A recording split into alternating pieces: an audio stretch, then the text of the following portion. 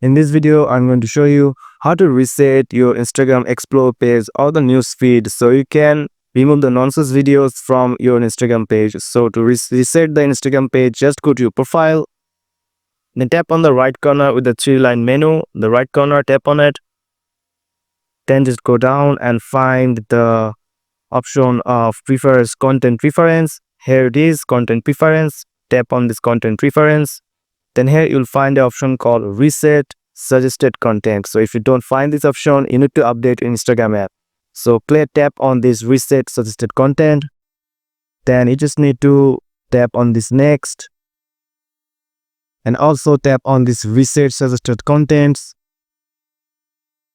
Again tap on reset suggested content. And it will reset and it will give you a fresh start of your Instagram application. So if I go back to my explore page again, and you will start to get random videos based on what you follow. So this will reset all of your explore page in your Instagram feed. So if you found this video helpful, please subscribe and thank you for watching.